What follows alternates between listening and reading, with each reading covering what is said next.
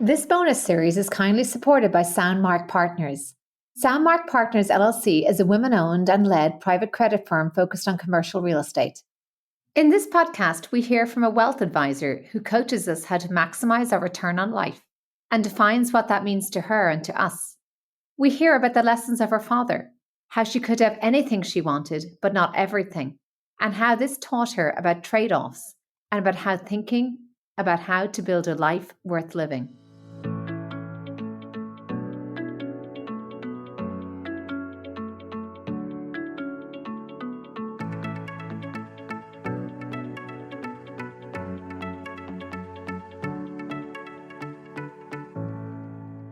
I'm Aoife Devitt, and welcome to the 50 Faces podcast, a podcast committed to revealing the richness and diversity of the world of investment by focusing on its people and their stories. I'm joined today by Shari Greco Reiches, who is founder of Reiches Capital Management, a firm designed to help clients navigate their most crucial financial decisions.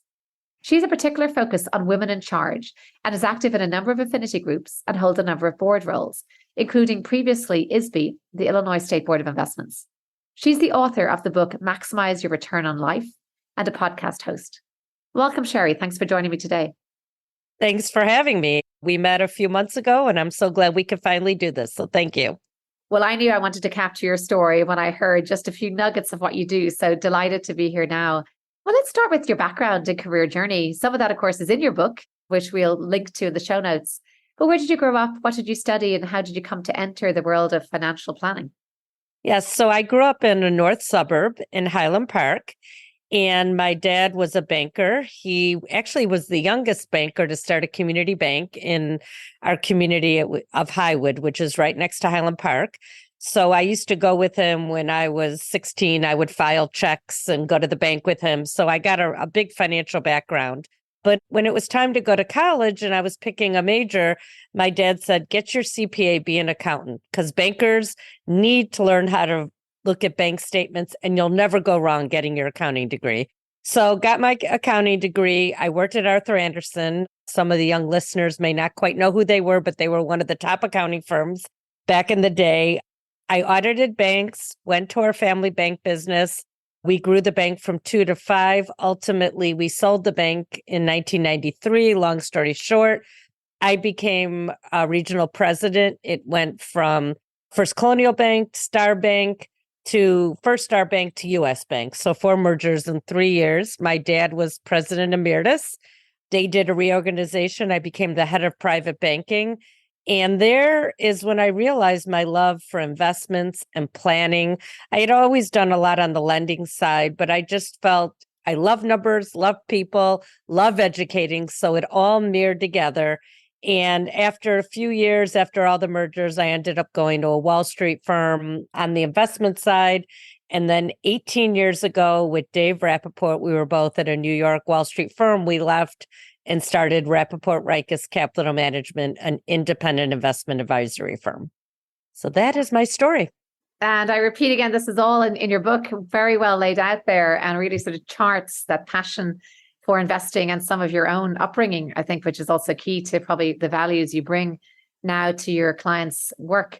And related to that now, looking at, I suppose, your charter or your core values that you bring as a financial advisor, what are some of your core values, your core investment beliefs that you bring to this work? Well, first of all, as far as the investment beliefs, I believe in long term. I believe everyone should come up with an asset allocation plan. That's probably your biggest decision, and you need to be long term. We don't believe in timing the market. If we found someone that did, then we'd probably all be doing it.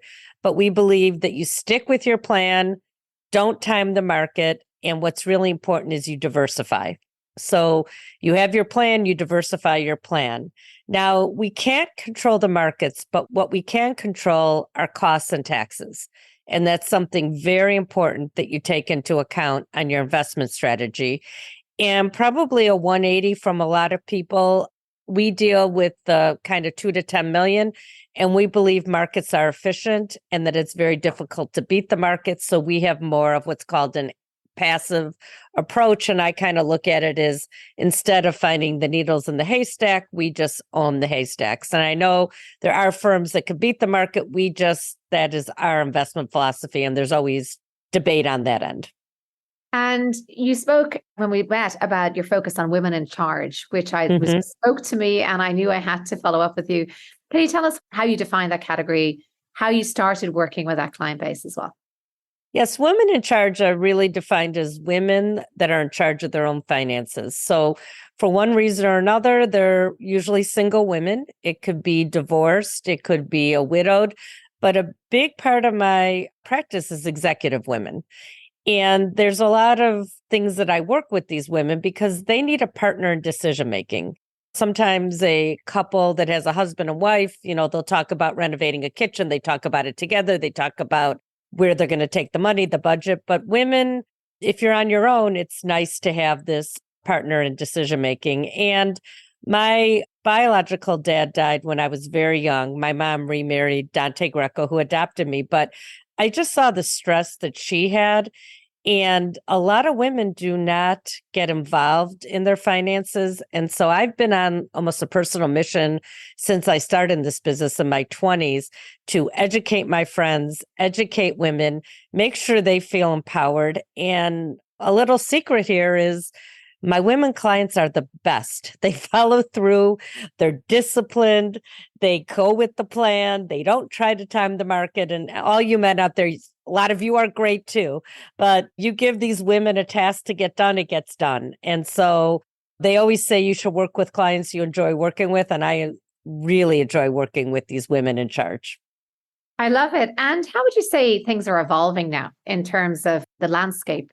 And I think with the nature of financial advice, because I've heard from many financial advisors that their role is morphing into more of a kind of wraparound, almost like a life coach, certainly focusing on the financial planning piece. And I've also heard some of your peers suggest that for women, that part is even more important. Some of that, not necessarily that they're not interested in the investment side, but just that the surrounding pieces are very important. It really is. And again, I've been in this business so long. So in the beginning, we had brokerage. You called your broker to buy stocks. Then everyone went into these managed portfolios. And it was like, wow, this is something new. This is exciting. And whether you're an active manager, passive manager, we all do a good job. We do a great job most of the time on the investment side. But what our clients are really looking for is above and beyond that. And that's why we came up, and I was kind of the architect for it, called Maximize Your Return on Life. Not just maximizing your investments, but maximizing everything. And we kind of came down to a 5-prong approach. The first is getting organized. And a big part of our job as a financial advisor today is to get clients organized. Is their estate plan up to date? Is their investments coordinated with their taxes? Do they have the right insurance? Are they overinsured? Are they underinsured? Have they done liability planning? What if a crisis happened in this family? How would they be able to go on? What about debt review, charitable giving strategies? All these things are part of the organization and what we do to help our clients maximize their return on life. But probably the second prong is my favorite prong, and that's incorporating values. Because I'll tell you later, my dad always said you can have anything you want, not everything. Pick what's most important. And money is just a tool. All of our clients have worked hard. They've accumulated the money, but they can't spend it on everything. So we work a lot with our clients on their values. And I think that's what you're talking about, some of this holistic planning. Every advisor will model a plan, and we try to incorporate the values into the model. It's really important that whatever plan you have a good investment strategy, good allocation, which we do. And then finally, you can't just put these plans on the shelf. Life changes. We have COVID. We have health scares. You have an unexpected baby. A family member needs help. So we have to plan for all that. And that's where the values are really important. We also spend a lot of time with our clients, not just on the values and their money, but their values and their time, because that all fits in together. And I've had couples where I go through values exercises and they say, I spent more time picking the color of my car than ever talking about values. And you find out one spouse is very stressed and working 60 hours a week, and the other spouse wants the bigger house, and they have to come to a realization. Maybe they compromise. Maybe they don't buy the bigger house and the other spouse reduces the hours. But it all comes down to the values. And I think, or I hope, every advisor will use that as part of their planning process. I love that. That almost seems like a kind of a breakthrough conversation around values there, which actually I think is probably not that unusual in marriages, even never to sit down and discuss values. And it's kind of like one wonders, it seems like the most obvious thing once you mention it, but actually life gets in the way, I'm sure, of many of those conversations. When you've had this multi-pronged approach, five-pronged approach with your clients, what has been the area which has been maybe most a surprise to them in terms of most, I never thought of that? Or, this is the aha moment that I've been neglecting to think about? The first thing we always ask clients is, what's your budget? How much do you spend? And this is potential clients. And we get this look, like the stare look. And so we spend a lot of time working with clients on that. And it doesn't have to be that complicated. It could be a back of the envelope. It could be, what is your net paycheck? You're putting money away in your 401k. At the end of the year, is more money going out than coming in? Or look at your bank accounts. Look at your deposits and your debits. Is it higher or lower? Are you carrying a credit card balance? Is your debt going up? So I think that's probably one of the biggest value adds, is really that peace of mind of knowing what they spend. And then I break it down to, what does it cost to put the lights on? So what is your housing cost, your electric, your utilities, your cable, all that? Because sometimes people are house poor and they don't, at the end of the year, they're always like, I'm short. And it's because they just have so much in their home and their value is traveling, and they never travel because they have so much in their home. So I think it's a good idea to just get that baseline. And then the other category that I often keep separate too is, what are you paying for your kids, especially your young? I know you have a lot of children, then soccer and all these things add up. But hopefully when you retire, if you've done a good job and you've educated your kids to be financially responsible and they're launched, then it's just you. So all those numbers are really, really important. So I think that's the biggest shock. And then, a lot of people think, well, I'll go see my advisor in my 60s. I'm going to retire in 5 years. Let's get a plan done. And so many times they look at me and say, I wish I would have started this in my 40s or my 50s, because starting a 5-year plan is much harder than if you have a lot longer timeline. So I think those are the couple things that really surprise people. We're going to take a quick break to hear from our sponsor of this series, Sandmark Partners. I sat down with Jenna Gerstenlauer to talk about their private credit strategy. I asked Jenna about what underlying collateral was exciting today. In terms of actual underlying collateral that we find the most exciting, we look at growth markets that are tied to innovation districts.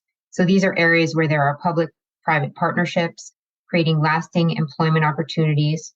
So think of partnerships between universities, teaching hospitals, businesses, and the government. A good example of this would be Kendall Square in Cambridge, Massachusetts, or the Seaport District in Boston. This is an example of strong universities like Harvard, MIT, BU, Tufts, and their world-class researchers partnered with the city and local business to develop districts with businesses, housing, recreational facilities, a concentration of highly skilled workers. This is known as an innovation district. And now back to the show. Now moving to your book and the response, I suppose, to the book and your podcast. Can you tell us a little bit of why you wrote the book and maybe how it spoke to people? It certainly spoke to me. As I said, I've already been citing it, but what resonated most? I started the book about 4 years ago. I went to a woman and wealth conference, and they always have all these different sessions to go to. And one of them was on values. And I'm like, oh, I know my values. Why do I need to go to this session? And they wanted us to put our phones away, and we had to dress comfortably, and we did some meditation. And I went through this whole course, and all of a sudden I had to pick 5 values, and light bulbs went on. I was in the middle of running a campaign at my synagogue, spending a lot of time. Well, community is one of my values.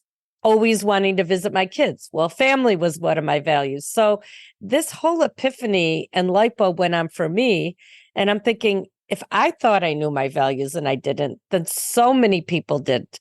And then I started thinking of my time and my money. And I started a blog. So about 4 or 5 years ago, I started a blog called Maximize Your Return on Life. And the blog just took up. It was a lot of stories. I'll give an example. I call it Boots and Bruce. When I was 16, I made some money. I wanted to go to Bruce Springsteen. I wanted fry boots. I asked my dad. I thought if I asked him, he would say, I'll pay for the fry boots. You go to Springsteen, because I didn't have enough money for both. But instead, he said, you can have anything you want, not everything. Pick what's most important. And I dedicated the book to him. And as I was going through this values, I'm like, I had this in my mind all the time. I grew up with it. So when I came back from the seminar and started the blog, we really started bringing this to our clients, because we said there has to be a better way. It's just not maximizing returns on investments, but it's maximizing a return on life. Well, the blog took off, had a lot of subscribers. So during COVID, I said, I'm going to take a bunch of these blogs, put them together, add some exercises, and write the book. And the book came out about a year and a half ago. And somehow it must have hit a nerve. Maybe it was during COVID, but a big theme in the book is values change over time. And I think during COVID, a lot of people's values had changed. And there's a lot of insights on financial planning in the book, but it's all done through stories. So, I've had people that have bought the book for their young adults, or for a graduation present, or for a wedding present, because there's a lot of takeaways that will help them financially, but more it's about the values and the time and the money. So I sent the book to all my clients, and I had an 85-year-old client call me almost in tears. And he said, I was a workaholic. I didn't look at my values. I didn't spend time with my family.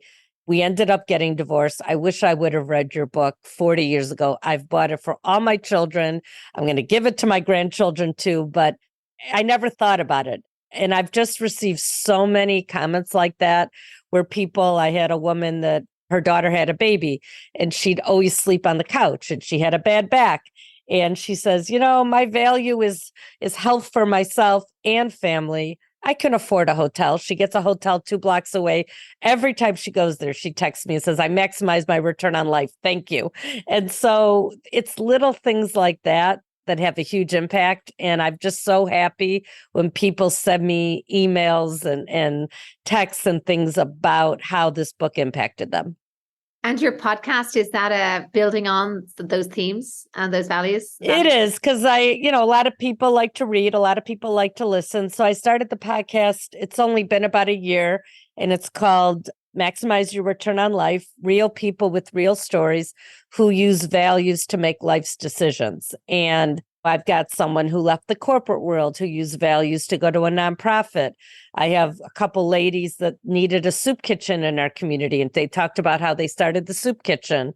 I have an executive coach who works with clients on their values and how they make life's decisions. I had one, Harvard educated lawyer who had a biking accident and couldn't work, but he has really gotten involved in the community. So there are, just real people, real stories about their life. And I, again, get a lot of feedback on that too, because it's not your technical ratios and stock picking message. It's more, and I always weave a few financial concepts in because I can't help myself, but it's really fun. The podcast has been a lot of fun as well. I love it. We will have to come back for a special talk just on values, because I'm intrigued by, whether we're born with them, how we get them, how they develop during life, and how much, our values will change during our lives as well. Sometimes just as we maybe get more financially stable. And equally then the whole psychology of money discussion that Morgan Housel's book threw up, where we started reflecting on the thoughts and biases perhaps, and just beliefs that we attach to money. You must see a wide variety of that in your client base as well. I do. And, it's usually the clients that have the excess money that have the hardest time spending it. And I really try to dig deep with these clients. And the first chapter of my book is called Early Memories of Money. And often how your parents handled money. Were you a child of a depression era? Did a parent lose a job? Did your mom always take you to the sale rack every time you went shopping? These are ingrained in our mind, and they really kind of affect. And I think once you can acknowledge these behaviors, it's one step closer to having a little more peace of mind with money. The other thing I try to do is I take the values and I say, whenever you have a big purchase, Does it fit within your budget? And does it fit within your values? And even if it's not the best deal, you want to take the family to Hawaii. Yes, you could have gotten it cheaper if you would have planned it a year ago, but it still fits in your budget and it's still within your values. Go for it. Don't second guess. Enjoy every minute of it. Take pictures, do memories. And so that really takes a lot of, I think, the stress out of it. And especially with couples, sometimes I say, come up with a dollar amount where you each don't have to go to each other. And that way you have a little more empowerment with that. And then the clients that spend too much, those are more of a challenge. But I have to go through and say, these are your biggest line items. Are they your values? You've got a fancy car, you got fancy clothes, you got fancy shoes, you got a big house. Those all can't be your values because you're borrowing money from your home equity. We got to fix this. And then we spend time working on that. So, and I suppose because talking about money is such a delicate topic for some and taboo in others, even within families, is it kind of like exposure therapy? Like the more you talk about it, the more comfortable you become speaking about it? Yeah, I find once I started bringing the values in, I got both spouses involved because there's usually a spouse that's very comfortable with money, that understands it, takes control. And I believe that if there's two spouses, it's really important. And for my women in charge, I just see them get you hate to say it, but sometimes seeing your financial advisor, they said it's like a root canal. They know they have to do it, but they're worried about money. They get stressed. But once we start looking at their money in terms of values, the stress goes away and they feel really good. And the discussions get so much deeper because when I do a financial plan, I don't just say, oh, you spend this, you have this amount of money, you're going to pay for a car and a wedding. I talk about if we had a blank slate, what's on your bucket list? What would you like to do? If your doctor said you had 10 years to live, but they'd be fabulous years, what do you want to do? And let's make it happen. I had one couple that wanted to take a 2-month vacation around the world and we made it happen. Well, they made it happen, but from the financial side, we made it happen, but they talked to their works and set it up and had contingencies for their family. But, there's no dream that's too big, and let's try to figure out what you want to do and use the values to make it happen. I love that. And that getting back to a value both of us share, which is clearly empowering many women around money and around decision-making and independence there. Love to have your thoughts on the diversity in the industry, the number of female advisors, how well women are served by the wealth management industry broadly right now, and maybe what's changing for the better. I think things are changing for the better, but not as quickly as I'd like to see. I've been in this industry for a very long time. When I was at the Wall Street firm, I was one of the only women vice presidents at the time. I mean, you have a very high position. I'm a founder of the firm. We're kind of unique. If you really pull up a lot of the big management firms, you'll see a lot of white males and you might see a woman in marketing, but you don't see all of these roles. And so our firm is kind of flipped around. We're about 2/3 of our advisors are women. And it's not because we look to hire women. Every time we went to interview, they were the best candidates. But I see how empathetic they are to the clients. I see how they serve them. And my women in charge, often they want to work with women because there's all the soft issues that we talk about. And so I do think the women are getting served, but I still think that a lot of women investors are still a little gun shy and not confident. And I am writing another book that should be out in about a year called Good Friends, Good Investors, why the same skills that women build friendships make them good investors. And if you think of the skills we have already, we have diverse group of friends. We understand diversification. We look for deals. We understand what the fees of investment products cost. We're long-term and committed to our friends. We're long-term investors. So like I said, I love working with my women in charge because they get stuff done, they listen, they follow the plan, they don't try to second guess, and they end up being great clients and they end up having great financial success. So interesting. I've heard you can actually study friendship as a major in some universities. The science of friendship, building on the science of happiness, which of course has been discussed a lot recently. It seems like it's the oldest science in the world, given our community spirit going back to beginning of time. But it is fascinating that I'd love to hear your conclusions around what makes women build bonds and how that can lend itself into investing. It sounds like a great opening for research. Yeah. So getting back to your personal story now. So in your book, it's interlaced with many of the key people, starting with your biological father and moving then into your dad today, who had influenced you in your career and life. Can you speak about is any key people in particular and what they left you with? Yes. So my biological father was a CPA. So he passed away when I was 8, but I still remember going to the office with him on the weekends, and I loved adding machines. So I knew I was going to love numbers back then. And then he unfortunately passed away, and my mom got remarried to Greco, who adopted me and pretty much raised me. We worked together, but I'll never forget when I was 16 or maybe 15, he was opening a new bank. And we went door to door it was a time that you'd go to the community to buy stock in the community bank. And a lot of doors would close. A lot of people would say, no, thank you. I agree with what you're doing, but we can't afford it or we don't want to invest right now. And I'd be like, aren't you so upset? We've had like 4 no's in a row. And my dad would say, well, if you have a certain amount of no's, you're going to get a yes. So you need the no's before you get a yes. So he's taught me to never be afraid of the no's. So listeners out there, you need no's to get a yes. Don't be afraid of the no's. And then, I worked in the bank through high school. And I think I just told you the story I called Boots and Bruce, about anything you want, not everything. But one of the things he really taught me that I've really tried to spread the word, and I say it on my podcast, is he always stressed to live within your means. And if you live within your means, you'll have so many good things in the future. You'll have flexibility if you need to make a career move. You'll have savings for an emergency. You'll have savings for your retirement. You won't have your debt go up from 3% to 7% on a variable rate because interest rates are rising. So, he always taught me living within your means. And so he was not just a father mentor, but he was also a boss mentor because he ran the banks. And I worked for him for many, many years. We used to call it the 1-2 punch because we'd go out to lending and there'd be the father and the son. And then me and my dad would go out and we'd be able to talk with both generations. So a lot of very, very fond memories. When we sold the bank, I had another mentor, Londa Dewey.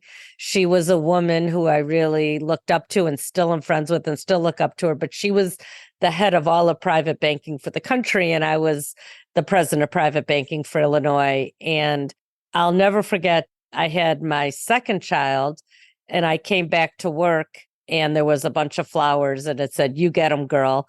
And I've tried to do that whenever my staff has children. I always send flowers when they come back to work after maternity leave. But she was just so inspirational. And I still talk to her now and then, but I just love the way she ran business. And the other thing that she taught me was there's no such thing as balance. Sometimes your family needs you more. Sometimes your work needs you more. But if you try to be equally balanced at all times, you're going to fail. So give yourself a break out there, some of the listeners. Don't feel that you have to be a balance all the time. It'll never happen. And you seem to be a very positive person. I think the whole tenor of your book, your podcast, your philosophy, your values, I'm sure there have been setbacks in there, not just on the personal front, but also professionally. And have been any particular setbacks or lessons learned that you have learned from and can share with us here? I wouldn't call them setbacks, but starting a firm from scratch is a huge learning curve. And it took us a while to get the right model. But one advice I have a lot for our younger advisors and advisors I'm mentoring is to have a target client or a niche. And that's why I love my women in charge, because I understand what they're going through. They understand me. Usually if one is going through something, another one is as well. And it used to be that if you could breathe on a mirror and you had X amount of money, I'd take you as a client. Now, if that comes in, there might be someone better at my firm that would work better with that client. And so with this whole values in my book and the podcast, it doesn't speak to everyone, but if it speaks to you, we're going to have a great relationship because this is how we're going to build. This is how we're going to build your financial future through these values. And so I want to work with clients that get me, that get the concept, that are excited about it, because we'll have greater success that way. So taking everyone in the beginning, I think you have to, but you could be a little more selective down the career. And one thing I've also learned is to not take things so personally. You are going to get people that for one reason or another don't hire you. It's not you. Maybe they want someone that can pick stocks, or they want a brokerage relationship, or the fees, they think they can do it on their own. There's a lot of reasons. I mean, fortunately, most of the time when I get a qualified prospect, they do decide to hire a firm, but I used to take it so personally, and I don't anymore, because everyone has their reasons, and you just never know. And sometimes they come back 3 years later. They thought they could do it on their own and they can't. So just be true to yourself, be authentic, do what you feel is right, and there'll always be another prospect, and don't worry about it. That's interesting. I was thinking of your dad's quote at the beginning of the book, having anything you want, but not everything you want. I think it's almost like everyone. You can't have everyone you want either in terms of clients. Right. Exactly. I never thought of it that way, but it's true. Although whether you can have anyone, that might not necessarily be true. Well, thank you so much, Shari. You have laced this conversation with so many words of wisdom. We have clearly seen your values. We've clearly seen the creeds, the mottos you live by. These are all the questions I normally ask at the end. But I feel this whole podcast has been a reflection of your creed in life and how you share that with your clients and with the industry. And thank you for that, and for the role you're playing, for putting women in charge and ensuring that they stay there. Thank you for coming and sharing your insights with us. Well, thank you. And I look forward to seeing you soon. I'm Aoife Devitt. Thank you for listening to the 50 Faces podcast. If you liked what you heard and would like to tune in to hear more inspiring investors and their personal journeys, please subscribe on Apple Podcasts or wherever you get your podcasts. This podcast is for informational purposes only and should not be construed as investment advice, and all views are personal and should not be attributed to the organizations and affiliations of the host or any guest.